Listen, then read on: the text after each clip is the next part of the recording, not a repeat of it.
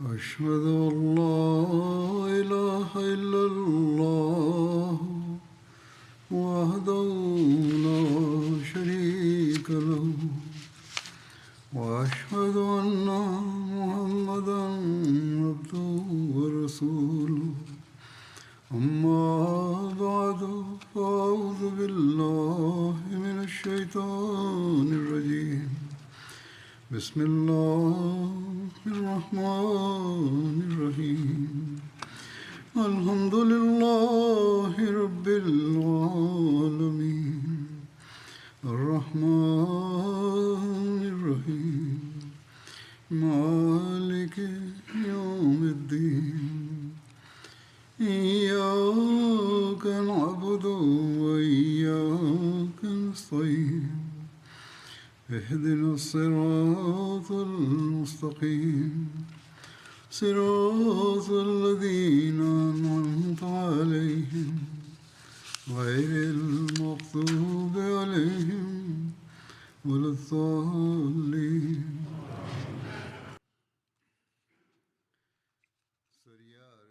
After reciting the Tashahhud, Ta'awuz and Surah Al-Fatiha, Hazrat Khalif al-Masih V, Ayyadullah Ta'ala ibn Aziz stated, accounts relating to the expedition of Raji were previously being related. There are further details of which have been recorded in the Ahadith and books of history. In Sahih al-Bukhari, details in relation to the expedition of Raji have been recorded in the following manner. Hazrat Abu Hurairah radiallahu anhu relates that the Holy Prophet sallallahu alaihi wasallam sent 10 individuals on a reconnaissance mission, and he appointed Hazrat Asim bin Thabit Ansari as their leader. They departed and travelled until they reached Hada, a place between Asfan and Makkah.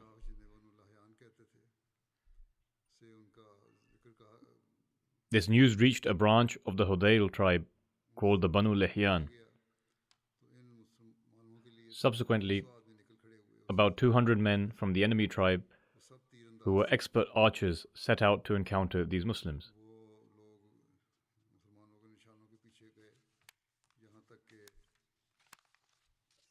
They followed their tracks until they found the place where they had eaten dates,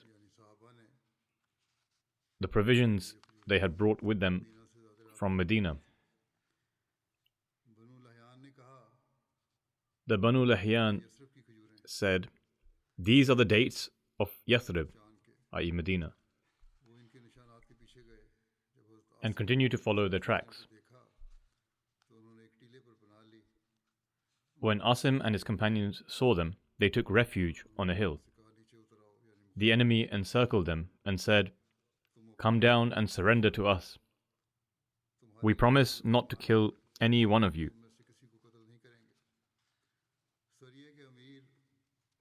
Asim bin Thabit, the leader of the expedition, said, "By God, as far as I am concerned, I will not come down under the protection of a disbeliever."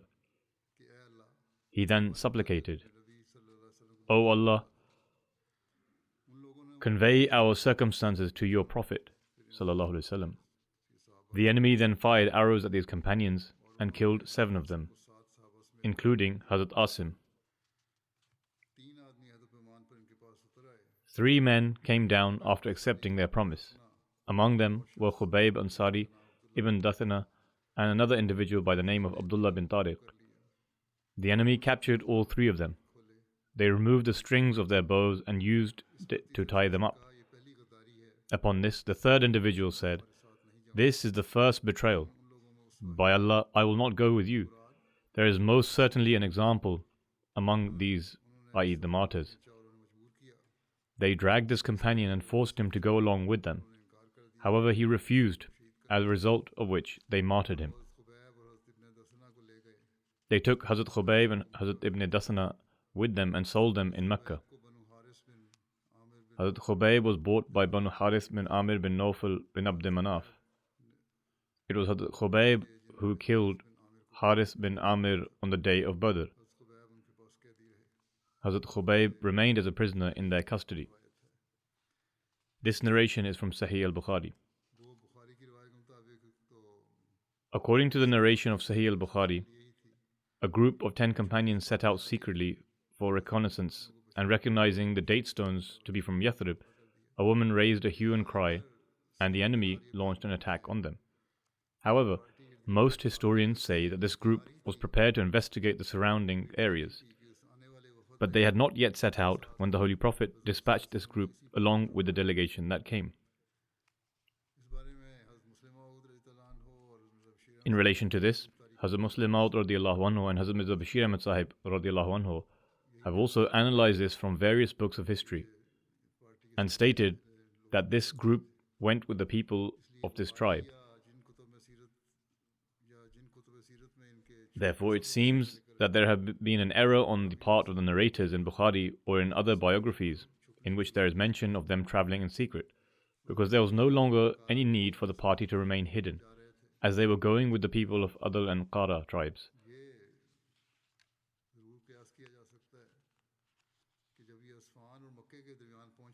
It can, of course, be considered that when they reached between Asfan and Makkah, as part of their plot to capture them, the tribes of Adal and Qara, who had brought them as part of the wider ploy, broke their oath, and in line with what they had already planned, they informed the Banu Lihyan, who came with 200 armed men.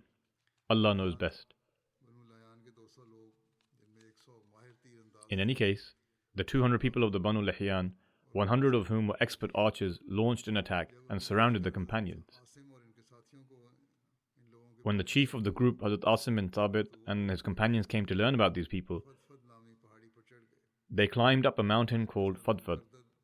According to another narration, the name of the mountain was Qardad. The idolaters surrounded the companions and said, "If you climb down to us, we will make an oath not to kill any one of you. By God, we do not desire to kill you. Our only wish is for the Makkans to gain something through you."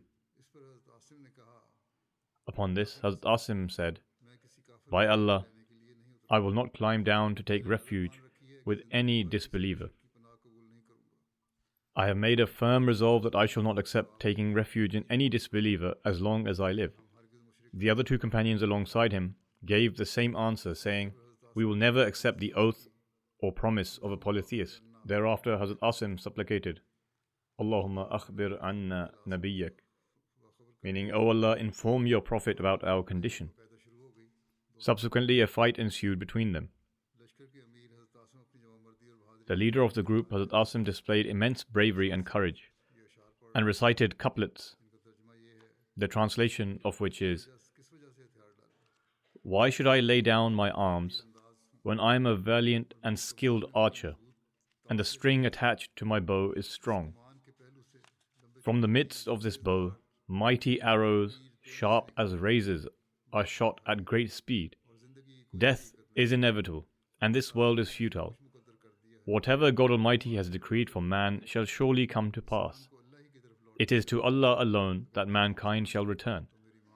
If I do not fight you, then may my mother be bereft of me."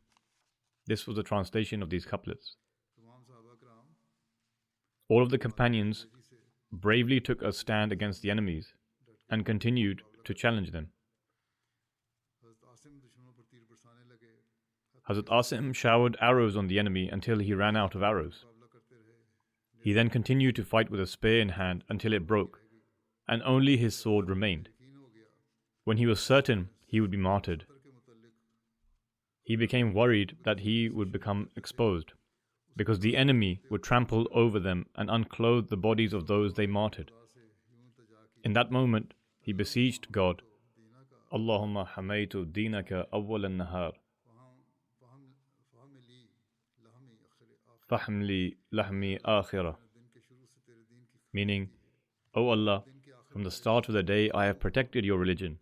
Now at the end of the day, protect my body." Completing this prayer, he became engaged in battle once more. He severely wounded 2 people and even killed another with his sword.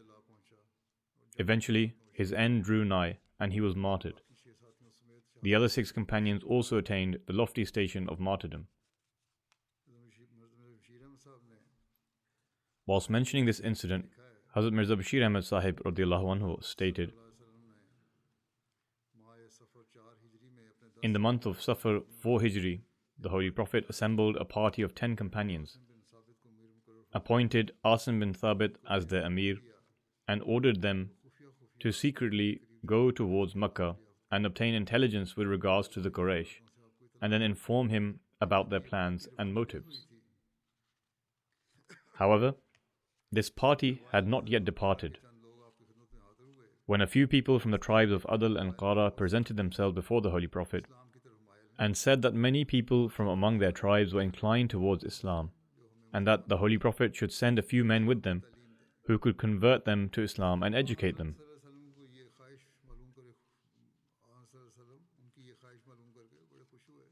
The Holy Prophet ﷺ was happy to hear their request, and the same party which had been assembled for the reconnaissance mission was sent off with them instead. However, in actuality, as was later discovered, those people were liars and had come to Medina upon the incitement of the Banu Lihyan, who sought revenge for the execution of their chief, Sufyan bin Khalid, and had thus contrived the plan that when the Muslims come out of Medina on this pretense, they would attack them. In lieu of this service, the Banu Lihyan promised the people of Adl and Qara a hefty reward of many camels. When the treacherous people of Adl and Qara reached between Asfan and Makkah, they secretly sent word to the Banu Lihyan that the Muslims were accompanying them and that they should come as well. Upon this, 200 young men from the Banu Lihyan, 100 of whom were archers, set forth in pursuit of the Muslims and subdued them at a place known as Raji. But how could 10 men compete against 200 warriors? The Muslims, however, had not been taught to throw in their arms. The companions immediately ascended to a nearby hillock and prepared for battle. The disbelievers, who did not consider deception as being reprehensible, called out to them and said, "Come down from the mountain. We give you a firm promise that we shall not kill you." Asim responded, "We have no confidence whatsoever in your treaties and agreements. We cannot descend on your guarantee." Then he raised his head towards the heaven and said, "O God, you are witnessing our state. Do convey knowledge of our condition to your messenger." Hence Asim and his companions stood and fought and were finally martyred in battle. How was Hazrat Asim bin Thabit's body afforded divine protection? He prayed earlier for Allah the Almighty to protect his body. Regarding this, Hazrat Mirza Bashir Ahmad Sahib radiallahu anhu writes, "In the context of this very incident of Raji, a narration has been related that when the Quraysh received news that Asim bin Thabit was also among those who had been martyred at Raji at the hands of the Banu Lihyan, since Asim had slain a principal chieftain of the Quraysh, they especially sent some men towards Raji and emphatically instructed them to return with the head of Asim or another part of his body, so that they could put to rest and their thirst for revenge could be quenched. It is related in another narration that the mother of the person whom Asim had slain had vowed that she would drink alcohol in the skull of her son's killer, and she had placed a reward of 100 camels to the one who would bring his head. They were prepared to go to this extent in order to quench their thirst for revenge. However, the power of God was such that when these people arrived, lo and behold, they found swarms of hornets and male honeybees resting upon the body of Asim, and they would not budge. These people tried their level best to send off these hornets and bees, but no attempt proved successful. Finally, with no other choice, they returned frustrated and unsuccessful. Soon after, a storm of rain came and took the body of Asim elsewhere. It is written that upon accepting Islam, Asim vowed that he would completely abstain from anything that was polytheistic, to the extent that he would not even touch an idolater.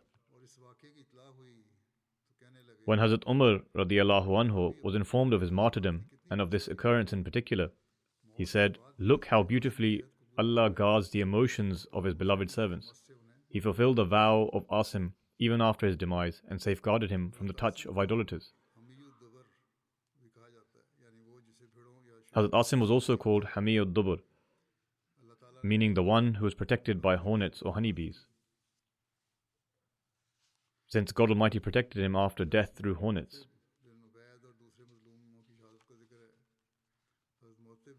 Then the martyrdoms of Mu'attib bin Ubaid and other innocent victims were mentioned. While fighting, Hazrat Mu'attib bin Ubaid incurred a great number of injuries. The enemy forces got hold of him and martyred him. 5 other companions who were fighting valiantly were also martyred by a flurry of arrows, and thus a total of 7 companions were martyred.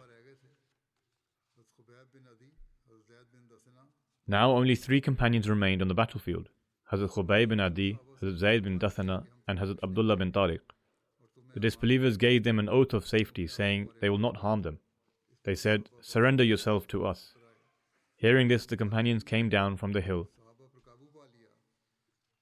When the enemy subdued them, they unfastened the cords of their bows and tied up the companions.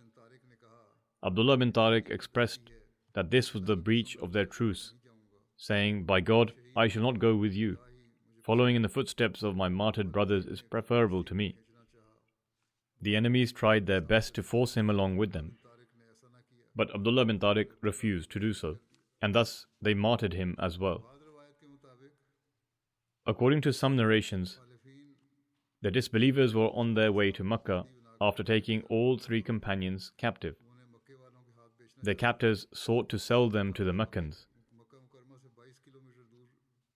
When their caravan reached a place called Mar al-Zuhur, situated 23 kilometers north of Makkah, Hazrat Abdullah bin Tariq managed to break free of his hand tie and readied himself for a skirmish with his sword drawn.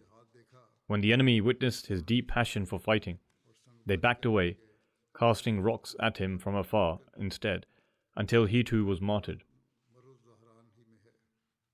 His grave is in fact in Mar al-Zahran. Regarding this, Hazrat Mirza Bashir Ahmad Sahib has written, "When 7 companions had been put to death, and only Khubayb bin Adi, Zayd bin Dathana, and another companion were left, the disbelievers, whose actual desire was to capture these people alive, called out again and said, 'There is still time. Come down, and we promise not to cause you any harm.' This time these innocent Muslims fell into their trap and descended. However, as soon as they stepped down, the disbelievers tied them up with the strings of their arrow bows. Upon this, the companion of Khubayb and Zayd, whose name has been recorded in history as being Abdullah bin Tariq, could not restrain himself and called out, 'This is your first breach of agreement, and who knows what you shall do hereafter?' And Abdullah refused to continue along with them. For some distance, the disbelievers dragged Abdullah along, beating and assaulting him, and then killed him and left him for dead. Moreover, now that their revenge had been sought in order to please the Quraysh, and also in greed of money, they took Khubayb and Zayd and made way to Makkah. Upon reaching there, they sold both of them to the Quraysh.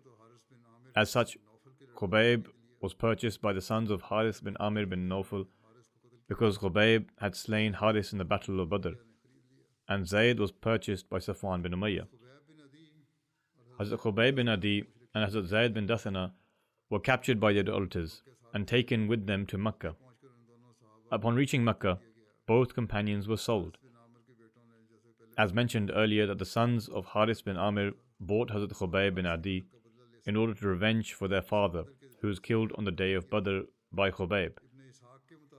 According to Ibn Ishaq, Hujair bin Abu Ahyab Tamimi bought Hazrat Khubayb.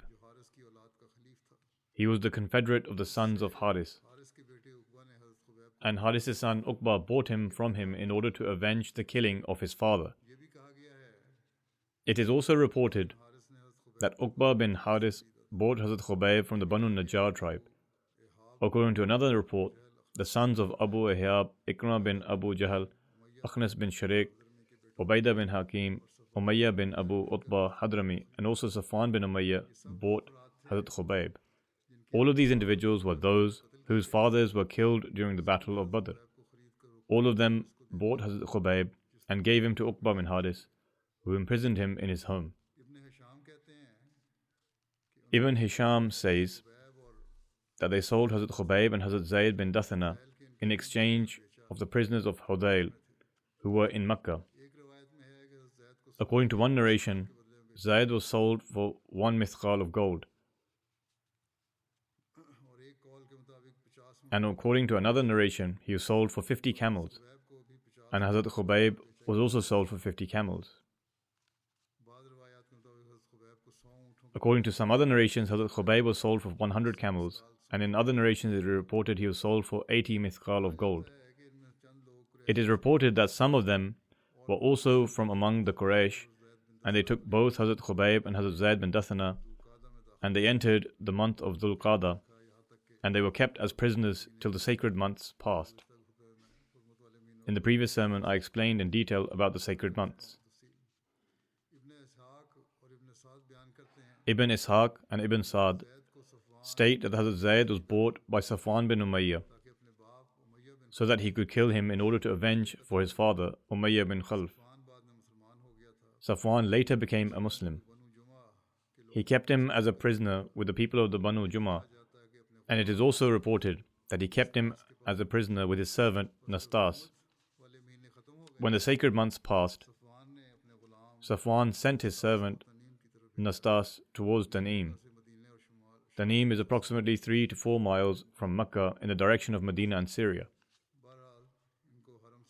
In any case, he was taken out of the Haram in order to kill him, and a party from among the Quraysh also gathered there. Among them was Abu Sufyan bin Harb. And just as when Zayd was about to be killed, Abu Sufyan said to him, "O Zayd, by God, does your heart not desire that on this instance, in your stead Muhammad was in our hands, and we would kill him, while you would be with your family?" Hazrat Zayd replied, "By God, I would not even prefer for a thorn to prick the foot of the Messenger of Allah in the home where he resides, in exchange of me being with my family." Upon this, Abu Sufyan said, "I have never seen any individual love another person as much as the companions of Muhammad love Muhammad."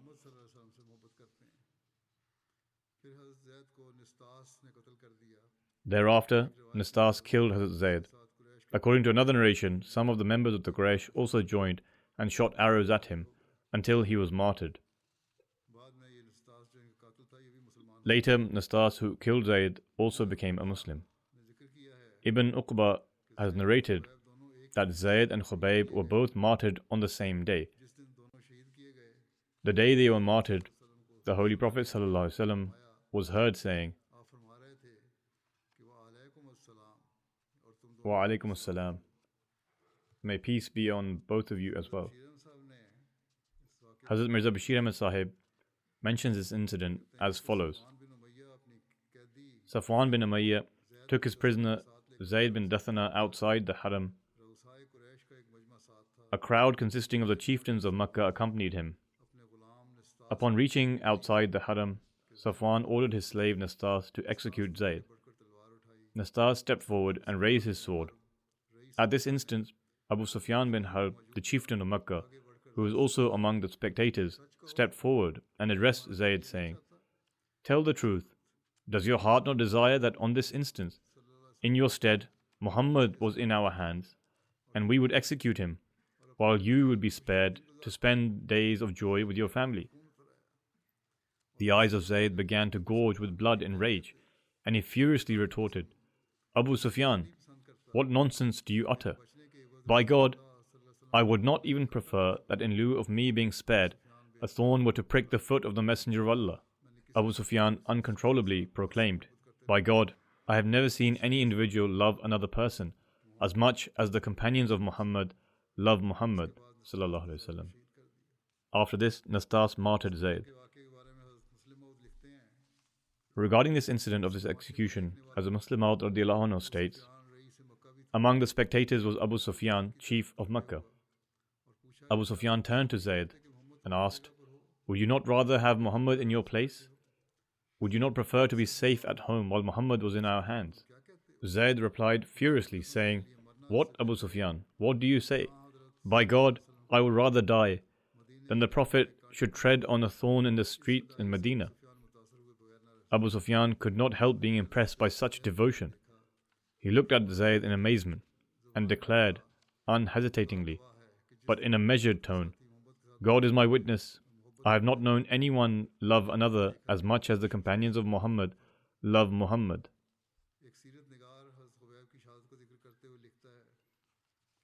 Regarding the martyrdom of Hazrat Khubayb, a historian writes, Hazrat Khubayb was under the charge of Hujair bin Ihab and was bound in the house of Haris bin Nawfal's sons. They treated Hazrat Khubayb very brutally. After witnessing their unlawful treatment, Hazrat Khubayb said, "No respectable nation keeps their captive in this way." Nonetheless, the hearts of the disbelievers were greatly affected by this. After this, they started to treat him well. Ibn Shihab says that Ubaidullah bin Ayaz told him that Haris's daughter mentioned that when they agreed to execute him, Khubayb asked for a razor. Thus they gave him a razor. The daughter of Haris says, "At that time, while I was unaware, one of my children went to Khubayb, so he took hold of him." She says, "I saw that Khubayb had placed the child in his lap, and the razor was in his hand. Upon seeing this, I became extremely worried. Khubayb saw the worry on my face and said, 'You are scared that I will kill him. I am not someone who would do such a thing.' Muslims fulfill their vows and do not commit transgressions." The daughter of Haris used to say, "By God, I have never seen a captive greater than Khubayb." She then said, "I swear by God, I saw him one day and he was holding a bunch of grapes, which he was eating. However, he was bound in shackles, and there were no fruits in Makkah during that season." She would say that this was a provision from Allah to Khubayb. When the Quraysh took them outside of the Haram, so they killed them in a place outside the sacred land, Khubayb asked for permission to offer 2 rakats of prayer.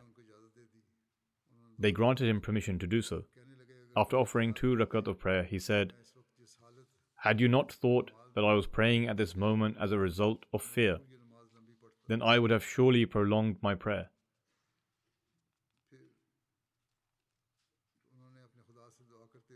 Then he prayed to God, saying, "O Allah."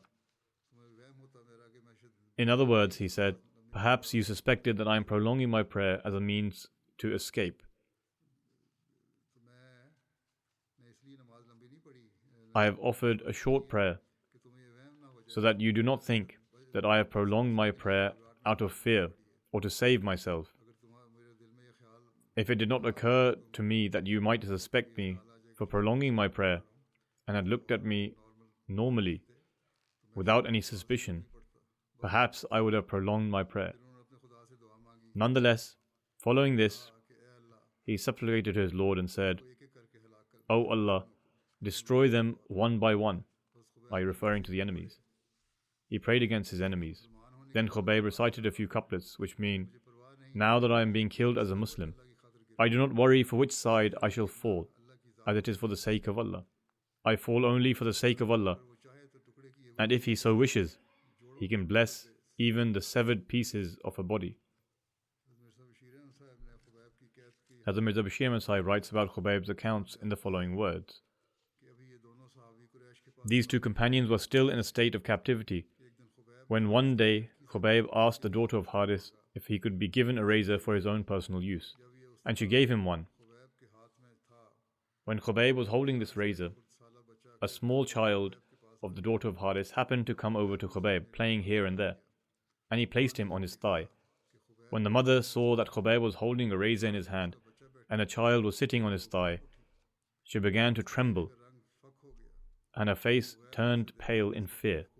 When Khubayb saw her, he understood that she was fearful and said, 'Do you think that I will kill this child? Do not think this. God willing, I shall never commit such an act.' Upon hearing these words, the faded countenance of the mother lit up. This lady was so deeply influenced by the high moral character of Khubayb that afterwards she would always say, 'I have never seen a prisoner as good as Khubayb.' She would also say, 'On one occasion, I saw a bunch of grapes in the hand of Khubayb, and he was picking grapes one by one and eating them. although there was no sign of grapes in Makkah during those days, and Khubayb was shackled in strong iron chains. She says, I believe that these were heavenly provisions which would come to Khubayb.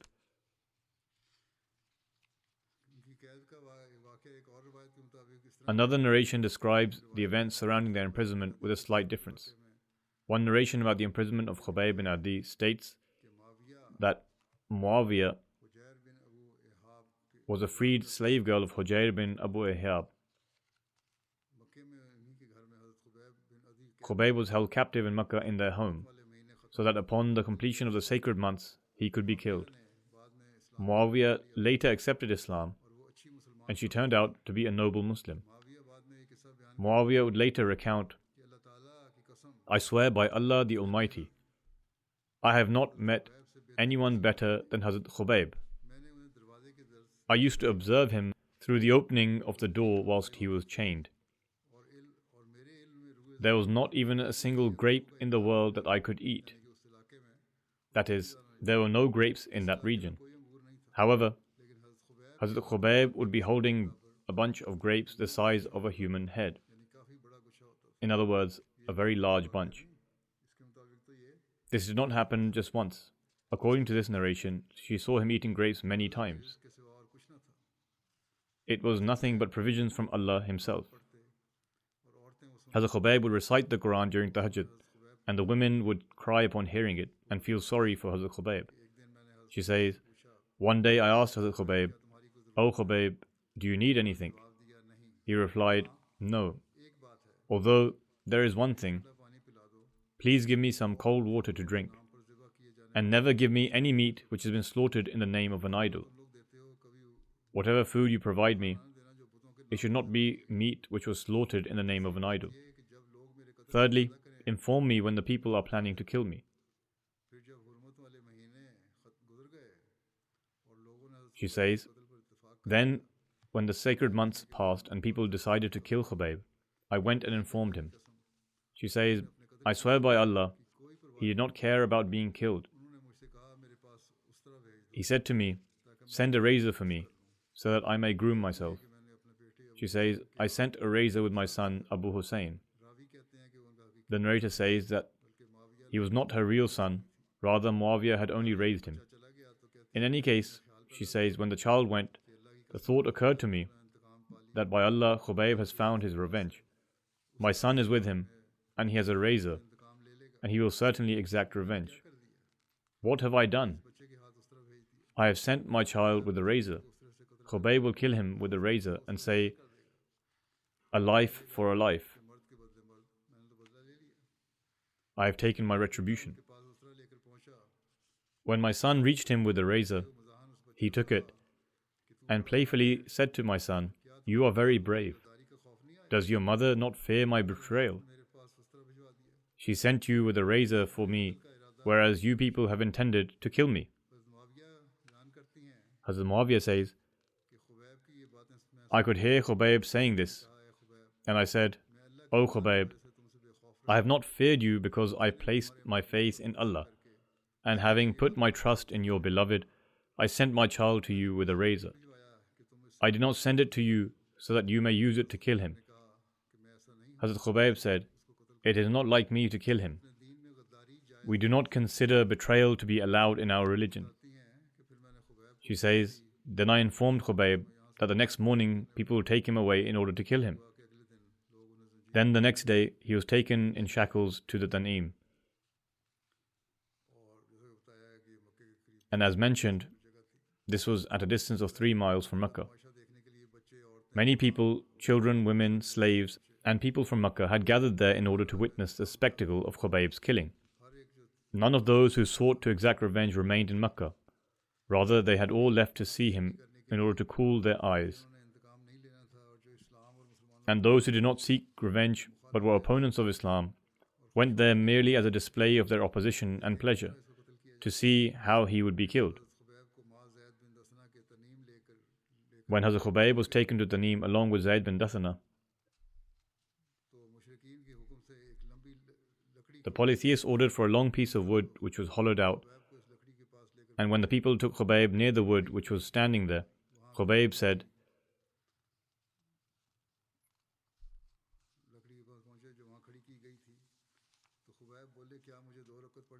Can I be given time to offer 2 units of prayer? The people responded in the affirmative.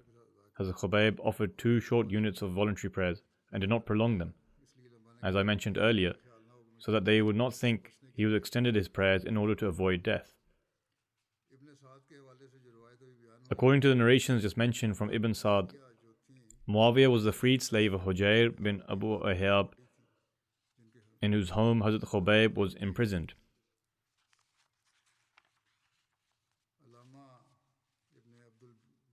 According to Allama ibn Abdul Barr, Hazrat Khubayb was imprisoned at the home of Uqba, and Uqba's wife would send him food and untie him when it was time to eat. In any case, these were the sacrifices of those people and their fearlessness of death. The companions were always ready to lay down their lives for the sake of Islam. I will mention the remaining accounts of this expedition in the future, God willing.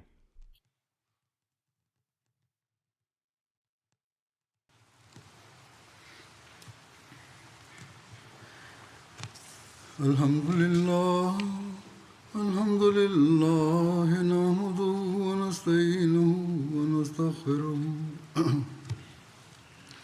ونؤمن به ونتوكل عليه ونعوذ بالله من شرور أنفسنا ومن سيئات أعمالنا من يهده الله فلا مضل له ومن يضلل فلا هادي له ونشهد أن لا إله إلا الله ونشهد أن محمدا عبده ورسوله عباد الله رحمكم الله إن الله يأمر بالعدل والإحسان وإيتاء ذي القربى وينهى عن الفحشاء والمنكر والبغي يعظكم لعلكم تذكرون اذكروا الله يذكركم وادعوه يستجب لكم ولذكر الله أكبر